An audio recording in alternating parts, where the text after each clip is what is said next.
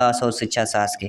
इसमें previous year में important question भी कंबाइन किया गया है, साथ ही साथ संभावित प्रश्न भी है। यानी पेडागोजी के टॉप 100 ऐसे क्वेश्चन है जो समझ सकते हैं समस्त शिक्षक भर्ती से जो पूछे गए प्रश्न हैं, जो बार बार रिपीट होते हैं, जो संभावित प्रश्न हैं, उन प्रश्नों को कंबाइन किया गया है। यानी इस शिक्षक भर्ती को आपको अव्वल बनाना है, क्वालिफाइड करना है, तो 100% आपके लाइफ बदल देंगे, आपके एग्ज़ाम की कंडीशन बदल देगी।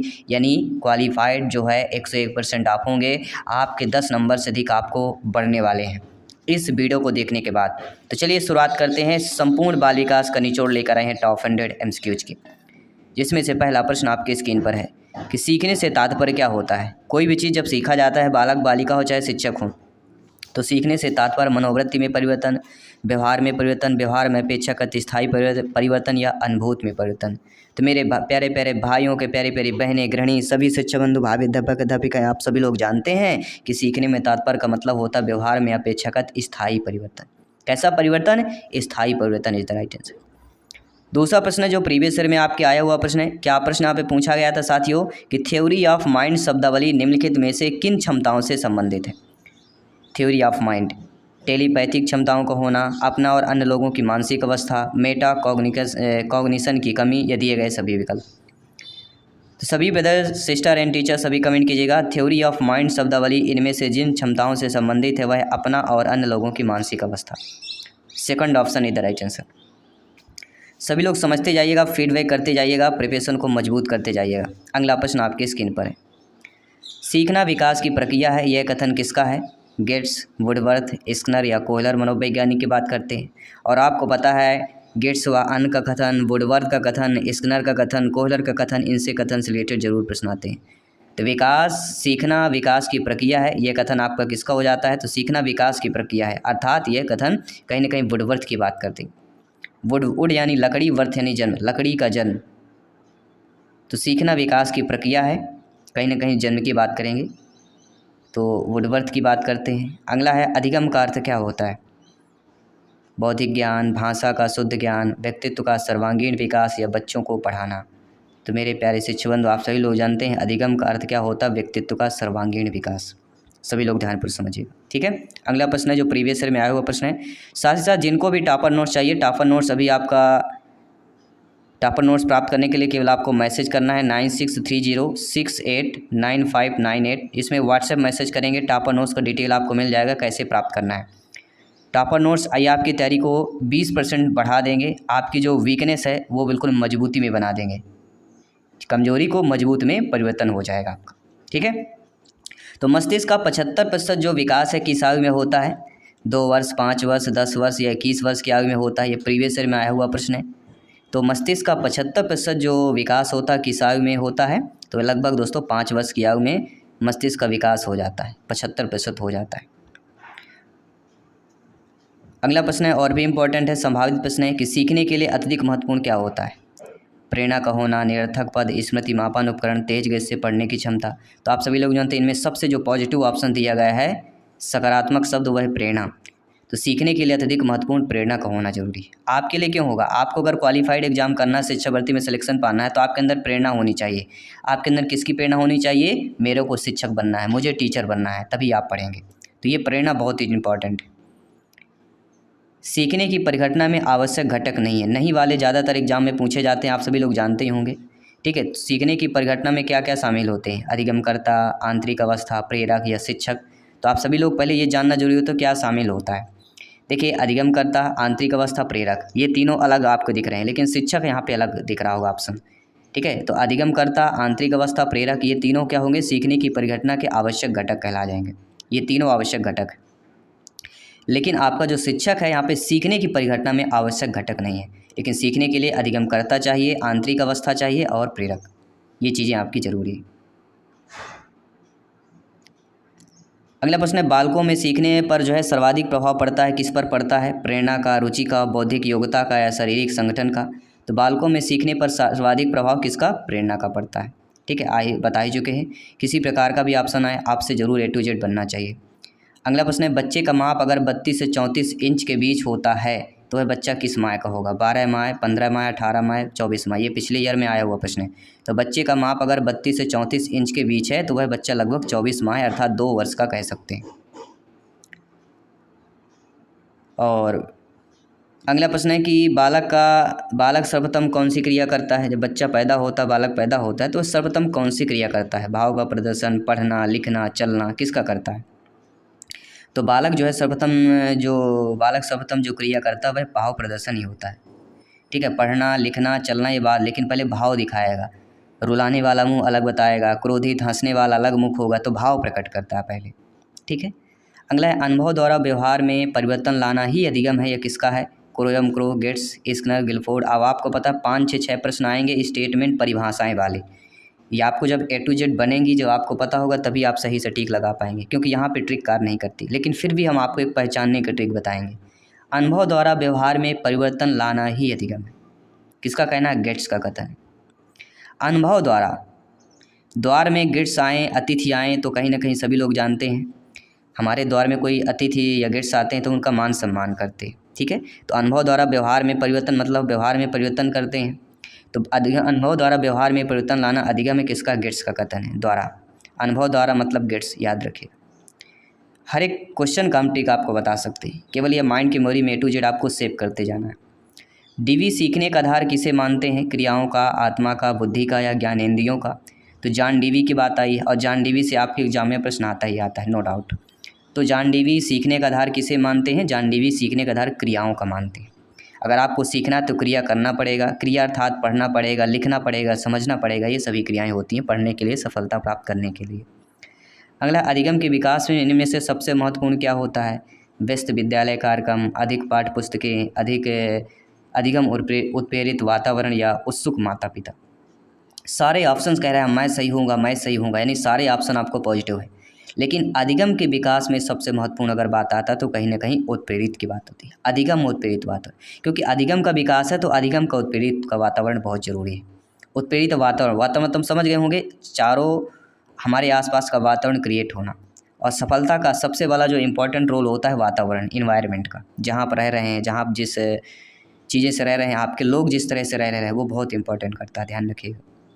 अगला, निम्न में से कौन से कारण से कुछ बच्चों को शिक्षा का अवसर नहीं मिलता है। ये प्रीवियस ईयर में आया हुआ प्रश्न है। शिक्षा में पृथक्करण की प्रथा, स्कूल जाने के उनमें स्कूल ना जा पाना, कोड वाला दिया गया था, और यही इसी प्रकार से पूछे जाते हैं। ठीक है, तो निम्नलिखित में इस कारण से बच्चों को शिक्षा का अवसर नहीं मिलता है, किस कारण से नहीं मिलता है। देखिए, बच्चों को शिक्षा में पृथक्करण की जो प्रथा होती है, पृथक्करण मतलब बांट देना, शिक्षा को बांट देना, ये जो प्रथा होती है ना, ये थोड़ा जो है अवसर नहीं मिल पाता बच्चों को। स्कूल जाने के उनमें स्कूल ना जा पाना, ये भी है। तो दोनों रीजन है, दोनों कारण के वजह से बच्चों को शिक्षा का अवसर नहीं मिल पाता। तो दोनों कारण, तीसरा ऑप्शन कह रहा है कि 1 और 2 दोनों, तो थर्ड वाला ऑप्शन यहाँ पे सही हो जाएगा। ठीक है, और इसी प्रकार के पिछली बार जो है एग्जाम में पूछे गए थे। अगला है कि सीखने की असफलताओं का कारण समझने की असफलताएं हैं, ये कथन किसका है, पालाव, स्किनर, मार्शल, वुडवर्थ। तो अगर आप जानते हैं वीडियो पॉज कर कमेंट अवश्य कीजिएगा। सीखने की असफलताओं का कारण समझने की असफलताएं हैं, यह कथन मार्शल का कथन है, ध्यान रखिए। सभी लोग समझ रहे हैं, बहुत बहुत धन्यवाद सभी का। जयसवाल सर, हाथ जोड़कर आप सभी का अभिनंदन और स्वागत करते हैं। अगला, सीखना किस प्रकार की गतिविधियां हैं, व्यक्तिगत, सामाजिक, व्यवहारिक या ये सभी। सीखना किस प्रकार की गतिविधियां कहलाती, तो सीखना जो है एक सामाजिक गतिविधि है। सभी लोग यहाँ पे सीखना जो है आपका व्यक्तिगत, सामाजिक, व्यवहारिक ये सभी वाला भी कह लेते हैं। तो कहीं ना कहीं सीखते जो हैं, तो हम गतिविधि अगर पूछे किस प्रकार की गतिविधि होगी सीखना, तो सामाजिक गतिविधि हो जाती है। ठीक है, अगला ऑप्शन देख लेते हैं। यहाँ पे सभी लोग कमेंट कीजिएगा, ध्यानपूर्वक सभी लोग समझिए, कमेंट कीजिएगा। पिछले ऑप्शन में काफ़ी लोगों को कन्फ्यूजन हो गया, तो यहाँ पे सीखना किस प्रकार की गतिविधि हो जाएगी, तो सीखना व्यक्तिगत, सामाजिक, व्यवहारिक, इन तीनों गतिविधियाँ कहलाती हैं, इसलिए ये सभी ऑप्शन यहाँ पे सही हो जाएगा, फोर्थ वाला ऑप्शन सही हो जाएगा। ठीक है, अगला जो प्रश्न दिया गया यहाँ पे सभी लोगों को ध्यानपूर्वक देखना है और समझना है कि सीखने के सफल अनुभव अधिक सीखने की प्रेरणा देते हैं, यह कथन किसका है। जी हाँ साथियों, जो सीखने के सफल अनुभव होते हैं, यानी जो आपने सीखा है उस सीखने पर आप सफल हुए हैं, तो आपका सफल अनुभव हो गया। और अधिक सीखने की ये प्रेरणा भी देते हैं, क्योंकि आप सीखने पर सफल हुए हैं, तो अगर आपका अगला कदम और सफल होना तो फिर और सीखेंगे आप। यह कथन किसका है, या किसने यह कथन स्टेटमेंट लिखा है, तो कहीं ना कहीं ये कथन स्टेटमेंट आपका फ्रेंडसन का हो जाता है, थर्ड वाला ऑप्शन सही हो जाएगा। ठीक है, तो फटाफट अंदाज में करेंगे अब। थांडाइक ने अधिगम के कितने गौड़ नियम बताए हैं? तो थांडाइक ने अधिगम के गौड़ नियम 5 बताए हैं और मुख्य नियम 3 बताए हैं, और इनके नियमों से संबंधित अब प्रश्न आता है। सेकेंडरी लॉ कौन है? गौड़ नियम का मतलब होता है सेकेंडरी लॉ। पहला होता है बहुपदकीय का नियम, दूसरा होता है अभिवृत्ति या मनोवृत्ति का नियम, तीसरा होता है आंशिक क्रिया का नियम, चौथा होता है आत्मीकरण का नियम, और पांचवा होता है संबंधित परिवर्तन का नियम। ये 5 नियम इसलिए बताएं क्योंकि ऐसा भी प्रश्न आ सकता है कि इनमें से कौन सा थांडाइक का गौड़ नियम नहीं है, तो जब आप जानेंगे तभी बता पाएंगे। ठीक है, तो इस प्रकार के भी संभावित प्रश्न हो सकते हैं। किस क्रिया को बार बार दोहराने से उसका संबंध दृढ़ हो जाता है, और यह थांडाइक के किस नियम पर आधारित होता है? तो दोहराने का बात कही गई, दोहराना का संबंध किससे होता है? अभ्यास के नियम से हो जाता है। दोहराना मतलब बार बार करना, यानी बार बार मतलब अभ्यास की बात आ जाती है। अगला, सीखी गई क्रिया का अन्य समान परिस्थितियों में उपयोग किया जाना क्या कहलाता है? अधिगम, अधिगम स्थानांतरण, परिपक्वता, इनमें से कोई नहीं। तो जब कोई चीज़ आप सीखते हैं और अन्य समान परिस्थितियों में उसका उपयोग करते हैं तो कहीं न कहीं अधिगम का स्थानांतरण कहला जाता है। तो सेकंड ऑप्शन जो दिया गया, सेकंड ऑप्शन आप लोगों का यहाँ पे सही हो जाता है। क्रिया की सफल से संतोष और असफलता से असंतोष होता है, ये कथन थांडाइक के किस नियम को इंगित करता है? तो क्रिया अगर सफल हो रही तो संतोष होगा, अगर क्रिया असफलता होती तो असंतोष होता है। तो थांडाइक के नियम से किससे होगा? तो कहीं ना कहीं तत्परता या प्रभाव का होगा, अभ्यास का तो हो नहीं सकता। तो कहीं ना कहीं ये प्रभाव डाल रहा है ना, अगर सफल हो रहे हैं तो संतोष आ रहा, असफल हो तो ये प्रभाव का नियम कहला जाएगा। ठीक है, तो ऐसे एग्जाम्पल के द्वारा आपके नियम पूछे जाएंगे अब। ठीक है, बालक की विकास की प्रक्रिया कैसे बढ़ती है? प्रीवियस ईयर में आया हुआ प्रश्न है। सरल से जटिल, जटिल से सरल, विशिष्ट से समान या समान से विशिष्ट। तो बालक की जो विकास की प्रक्रिया होती है कैसे बढ़ती है? सामान्य से विशिष्ट की ओर बढ़ती है, ध्यान रखिएगा। रिमाइंड कर लीजिएगा, अगर कुछ भी भूला जा रहा है तो बिल्कुल रिमाइंड हो जाएगा आपका। अगला प्रश्न है, आगे आने वाले और भी इंपॉर्टेंट प्रश्न होंगे, ध्यान रखिएगा। वाइगोस्की बच्चों के सीखने में इनमें से किस कारक की महत्वपूर्ण भूमिका पर बल देते हैं? और सभी लोगों को पता है वाइगोस्की से संबंधित पेडागॉजी में प्रश्न पूछा ही जाता है, और वाइगोस्की का संबंध सामाजिक शब्द से है, समाज शब्द से है, सभी लोग जानते हैं। तो वाइगोस्की में बच्चों को जो है जिस कारक की महत्वपूर्ण भूमिका पर बल देते हैं वह कारक सामाजिक कारक। सभी लोग समझ गए? अगला प्रश्न, श्यामपट्ट को शिक्षण साधन सामग्री किस समूह में जो है सम्मिलित किया जा सकता है? तो श्यामपट्ट की बात आई है, और श्यामपट्ट से रिलेटेड शिक्षण साधन सामग्री है, तो कहीं ना कहीं श्यामपट्ट दृश्य साधन आता है, क्योंकि श्यामपट्ट के द्वारा ही बच्चे सुन पाते हैं, देख सकते हैं। तो दृश्य शब्द, दृश्य शब्द या शब्द दृश्य, इससे एक प्रश्न तो आना ही है, सभी लोग जानते हैं। ठीक है, कक्षा अध्यापन में दृश्य साधन के रूप में किसका सर्वाधिक उपयोग होता है? तो कक्षा अध्यापन में अगर दृश्य साधन के रूप में देखें तो कहीं ना कहीं जिसका जो सर्वाधिक उपयोग होता है किसका होता है? सभी लोग बताइए। ग्राफ, चार्ट, ब्लैक बोर्ड, रेखाचित्र, चारों ऑप्शंस मजबूत ऑप्शंस है, लेकिन दृश्य साधन में आपका जो सर्वाधिक अगर प्रयोग में रूप आने वाला हो तो वह कौन होगा? सभी लोग ब्लैक बोर्ड करेंगे यहाँ पे। ठीक है, लेकिन कक्षा अध्यापन में दृश्य साधन के रूप में ग्राफ भी आता है, चार्ट भी आता है। ठीक है, तो ग्राफ बनाना एक अलग है, क्योंकि ग्राफ आपके बोर्ड पर ही बनाया जा सकता है।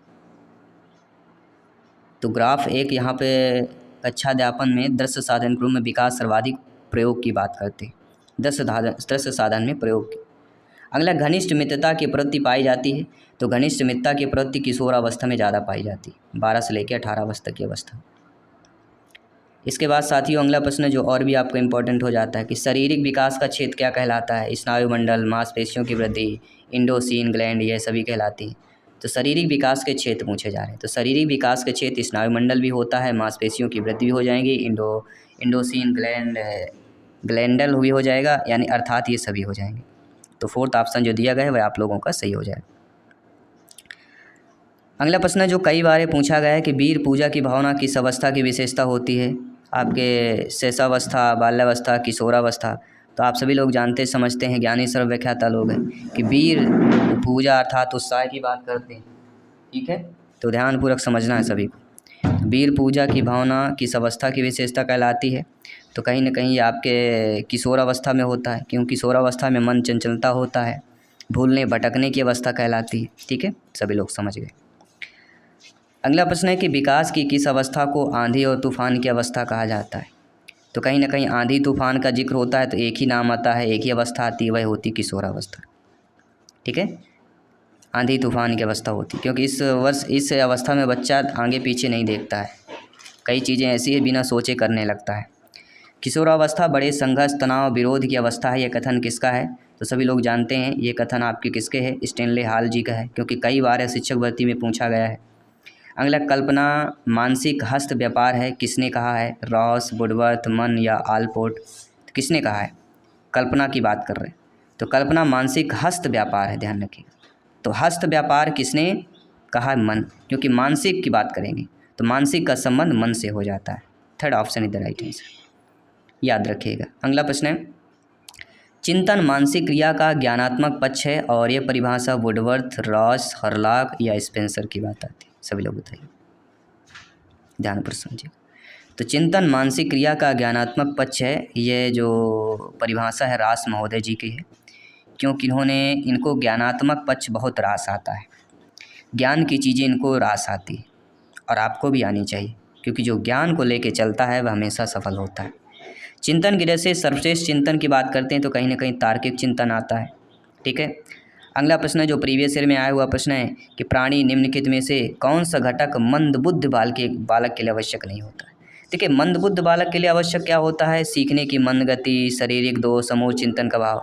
लेकिन जो मौलिकता होती है ना, ये प्राणी के घटक में जो है मंदबुद्ध बालकों के लिए आवश्यक नहीं होता, ठीक है। तो ये भी ध्यान देना है कि क्या आवश्यक है क्या नहीं है, जो चीज़ें समझेंगे वही एग्ज़ाम को फतेह कर पाएंगे। किसी एक ही वस्तु पर चेतना का केंद्रीकरण क्या कहलाता है? तो एक वस्तु पर चेतना का केंद्रीकरण क्या कहलाएगा?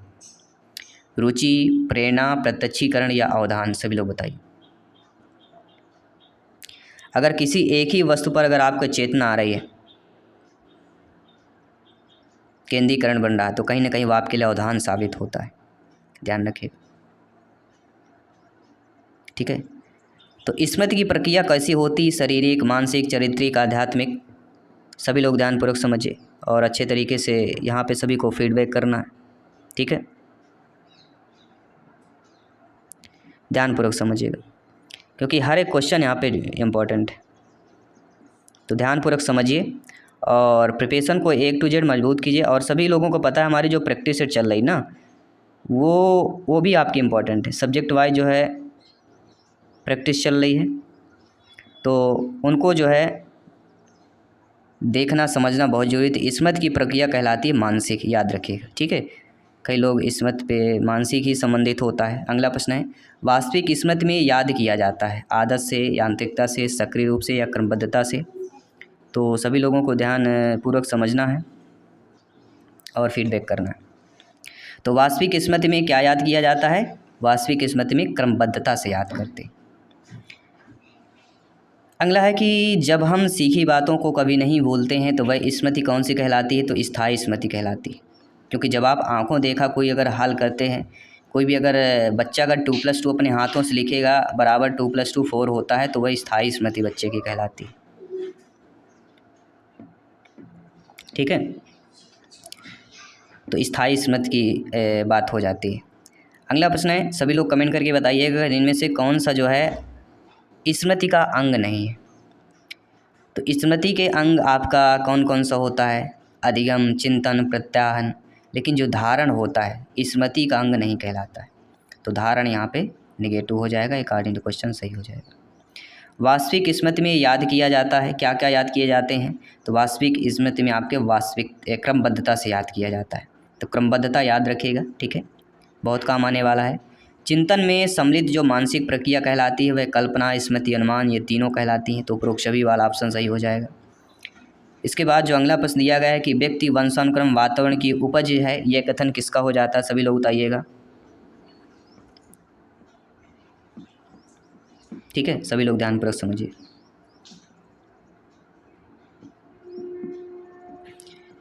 तो आई होप सभी लोग सोच लिया आपने।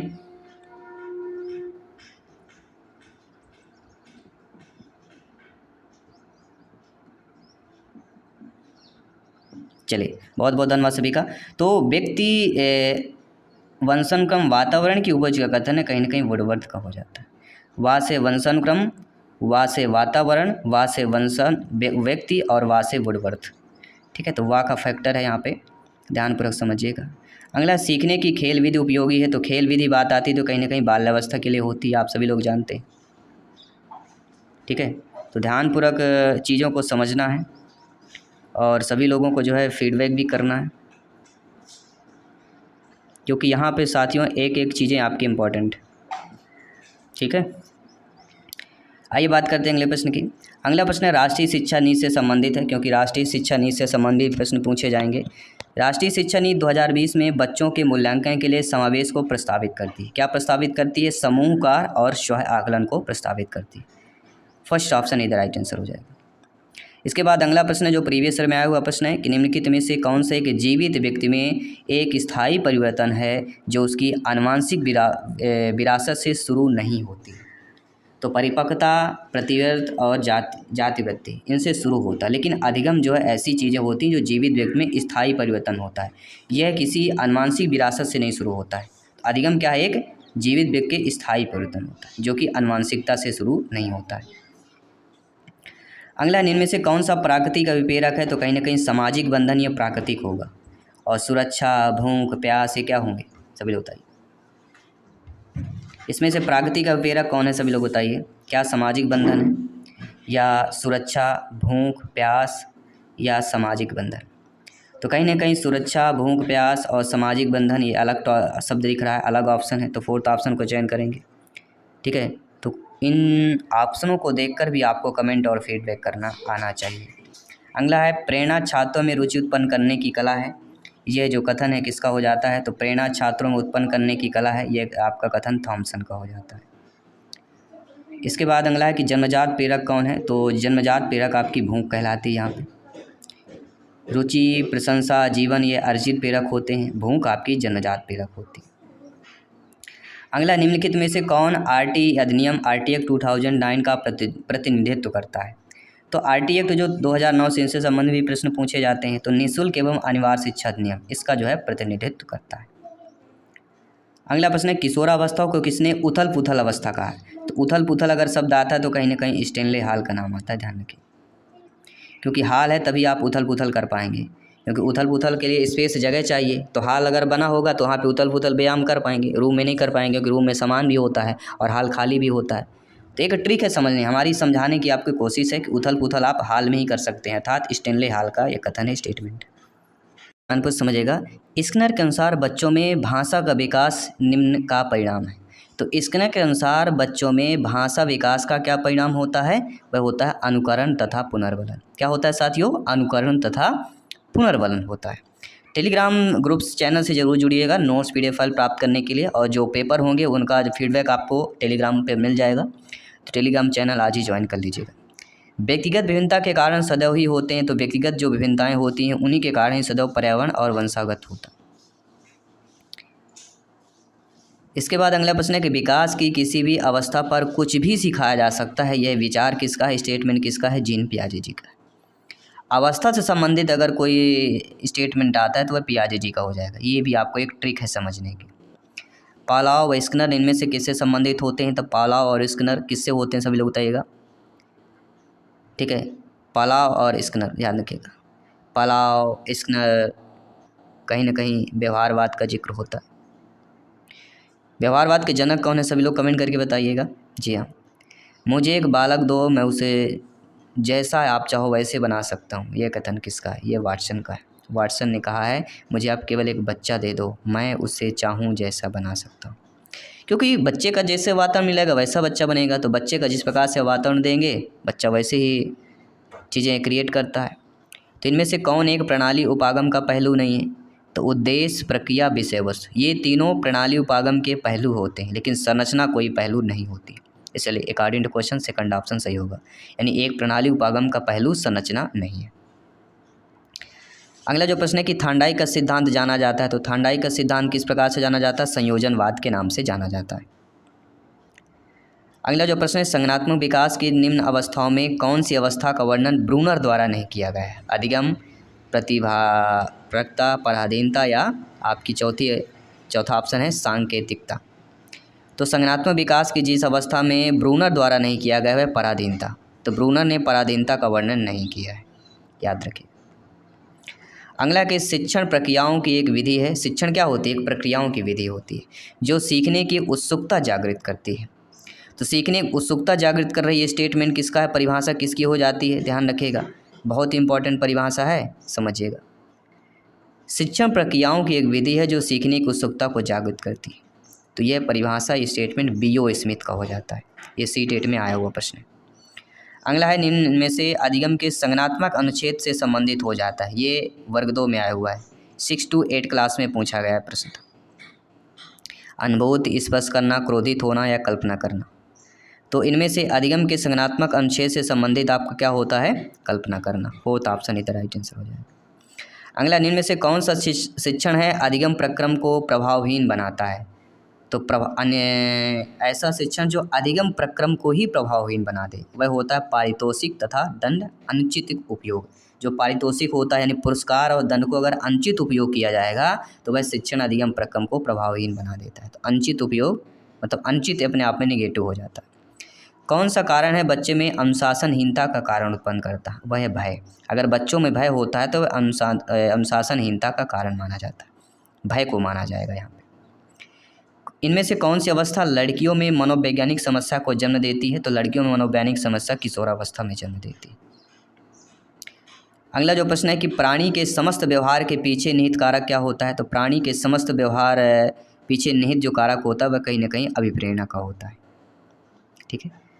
शिक्षा तकनीक को किसने 3 भागों में बांटा है? तो आपके लुम्सडेन ऐसे है जो शिक्षा तकनीकी को इन्होंने 3 भागों में बांट दिया। अगला, शिक्षण सूत्रों का आधार क्या होता है? तो शिक्षण सूत्रों का आधार मनोवैज्ञानिक होता है। ये भी आप लोगों को ध्यान देना। इसके बाद जो अगला प्रश्न है कि क्रो एवं क्रो के अनुसार अधिगम प्राप्त करना क्या होता है? तो क्रो एवं क्रो के अनुसार अधिगम प्राप्त करना ज्ञान और अभिवृत्ति होती है। क्रो व क्रो 2 है और यहाँ पर भी 2 चीज़ें और लगा के 2 शब्द जोड़े गए, ज्ञान और अभिवृत्ति, और बाकी सभी देखिए सिंगल है और लगा के जोड़ा गया है। क्रो एवं क्रो, इन चीज़ों को भी समझना है, थोड़ा ट्रिकली आपको माइंड करना पड़ेगा। अधिगम जीवन पर्यंत प्रक्रिया है जो पूर्ण होती है विद्यालय में, समाज में, परिवार में, तीनों में होती है। अधिगम जीवन पर्यंत प्रक्रिया जो पूर्ण होती है तीनों में होती है, विद्यालय, समाज, परिवार, तीनों से सीखा जाता है। परिपक्वता जिसका दूसरा नाम है वह क्षमता का विकास। परिपक्वता जिसका दूसरा नाम, क्षमता के विकास का दूसरा नाम ही परिपक्वता है। दोनों प्रकार से पूछा जा सकता है।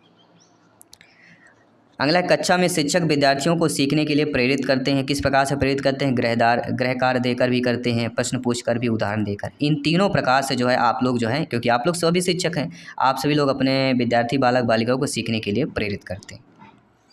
तो हर एक प्रकार से प्रश्न पूछा जाएगा। इनमें से कौन सा नकारात्मक संवेग नहीं है? यानी सकारात्मक इसमें से क्या होगा? आशा। आशा क्या है? आपके लिए कोई आशा है, आपके लिए आशा ही है ना कि सर हमें क्वालिफाइड करवाएंगे, सर से हम पढ़ेंगे तो एग्ज़ाम क्वालिफाइड हो जाएगा, ये क्वेश्चन हम पढ़ेंगे तो वाकई में एग्ज़ाम में अच्छे नंबर आएंगे, ये आपके लिए आशा है। तो ये एक हो जाएगा नकारात्मक संवेग नहीं, जबकि सकारात्मक आएगा। बाकी भय, क्रोध, चिंता करना, ये सारे नकारात्मक संवेग। तो नकारात्मक और सकारात्मक संवेग आपसे बनने चाहिए। बच्चे में संवेगात्मक संघर्ष उत्पन्न होता है। तो बच्चे में जो संवेगात्मक संघर्ष उत्पन्न होता है क्रोध से, क्योंकि ना तो पीड़ा से होगा, ना भय से, ना उत्तेजना होगा। क्योंकि संवेगात्मक संघर्ष की बात करेंगे तो कहीं ना कहीं क्रोध से ही होता है।